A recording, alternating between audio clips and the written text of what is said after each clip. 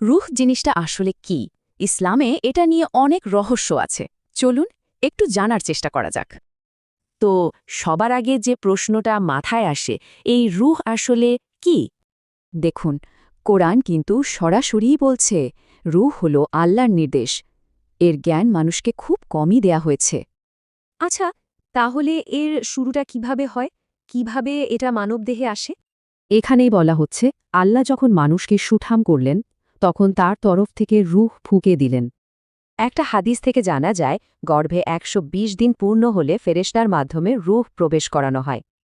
কিন্তু প্রায়ই রূহের সাথে নফসকে গুলিয়ে ফেলা হয়। চলুন তো দেখি পার্থক্যটা কোথায়। সোজা কথায়, রূহ হল আল্লাহর দেয়া সেই প্রাণশক্তি যা আমাদের শরীরকে সজীব রাখে। আর নফস, ওটা হলো আমাদের ভেতরের আমি, মানে আমাদের ব্যক্তিত্ব, ইচ্ছা আর সব অনুভূতি। তার মানে দেহ আর রূহ মিলে হয় জীবন, আর রূহের সাথে নফস মিলে গড়ে ওঠে আমাদের ভেতরের জগৎ। তো জীবনের পরে আসে মৃত্যু, তখন এই রূহের কি হয়? এটা একটা বড় প্রশ্ন। কোরআন বলছে মৃত্যুর সময় আল্লাহি প্রাণ বা রূহকে নিজের কাছে ফিরিয়ে নেন। কিন্তু হাদিস বলছে এই বিদায়টা সবার জন্য একরকম হয় না। যেমন ধরুন, একজন বিশ্বাসীর ক্ষেত্রে বলা হয়েছে তার রূহটা শরীর থেকে বেরিয়ে আসে খুব সহজে, পানির পাত্র থেকে পানি গড়িয়ে পড়ার মতো। কিন্তু একজন পাপী বা অবিশ্বাসীর ক্ষেত্রে অভিজ্ঞতাটা ঠিক তার উল্টো, ভীষণ যন্ত্রণার। তার রূহকে এমনভাবে টেনে বের করা হয় যেন একটা কাঁটা সজোরে উপড়ে ফেলা হচ্ছে। মৃত্যুর পর রূহ বারজাখ নামে একটা জায়গায় যায়।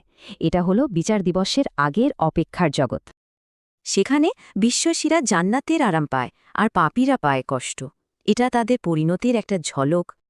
একটা জিনিস মনে রাখতে হবে, আমাদের শরীর মরে গেলেও রূহের কিন্তু মৃত্যু নেই, কারণ এটা আল্লাহর নির্দেশ।